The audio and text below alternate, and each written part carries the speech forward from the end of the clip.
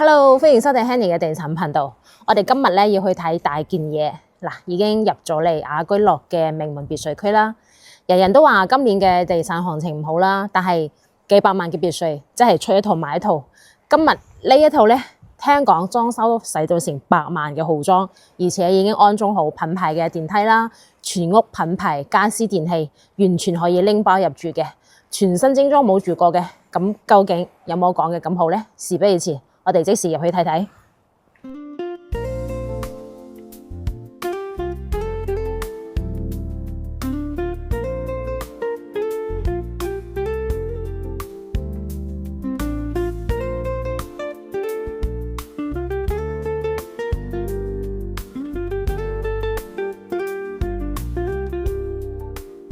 係呢一套別墅，呢套別墅咧係位於呢個名門別墅區嘅中間位置，所以唔使擔心話有呢個噪音影響。門口可以泊好多台車嘅，呢度泊車係唔使收費嘅吓。咁咧呢個係自己獨立嘅車庫啦。我哋先睇樓上嘅情況，等下落嚟再睇車庫啊。呢套別墅咧帶埋車庫，總共有4層啦。地面係有3層嘅。門口呢度咧可以種翻啲羅漢松啦、桂花樹啦，同埋種自己中意嘅花果樹木啦。現時咧係種咗羅漢松嘅，步步高升嘅咁嘅一個格局。呢度係入戶嘅位置啦，可以喺度擺啲鞋櫃啊。一個鐵門配咗一個指紋嘅密碼鎖，好重手嘅鐵門。右手邊咧係做咗一個鞋櫃同埋儲物櫃嘅，啲櫃都好實淨吓。咁入嚟咧，呢度有個公廁啦，呢度咧係呢個 lift 位嚟嘅，餐廳、廚房都夠細大啦。呢度係用天然氣嘅，有管道煤氣嘅吓。6人台嘅餐廳，後邊咧仲做咗一排呢個儲物櫃。粵式嘅客廳啊，呢個層次感嚟講係比較豐富嘅。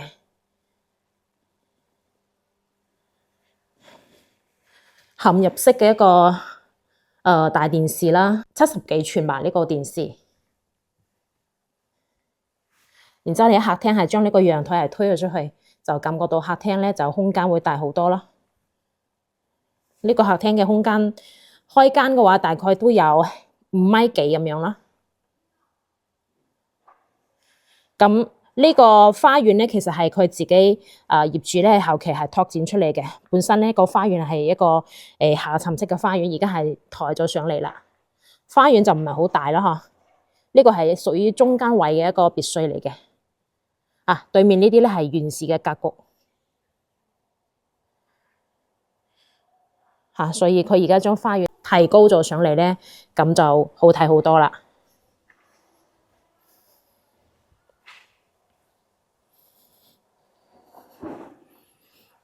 家私家電都齊晒啦，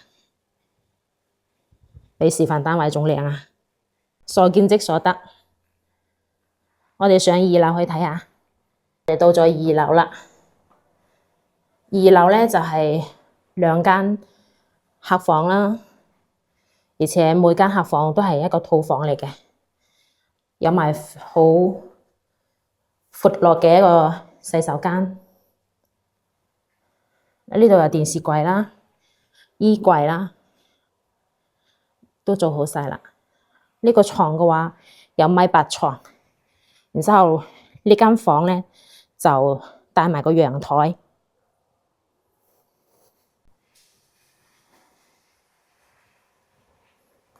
即色調係比較沉一啲少少啊，灰色為主嘅一個主色調。又有間客房。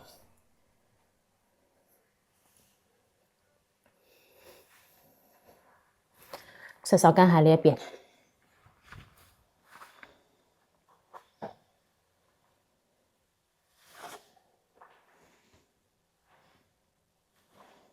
而家上3樓，3樓係2個套房，大細咧係同2樓一樣嘅，即係呢棟別墅加起身有4個套房啦。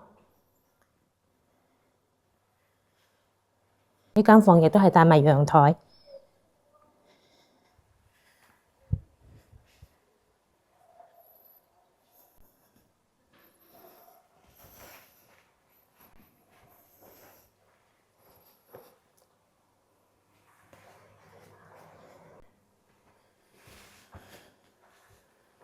雖然話客房啦，但係其實每間房都好大。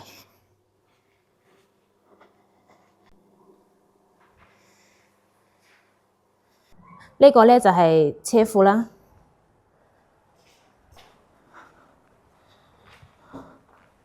嗱，佢呢度係電梯係做到嚟地下室呢邊噶啦。呢度係一個洗手間。呢度仲有一個儲物櫃啦，可以話可以放啲紅酒。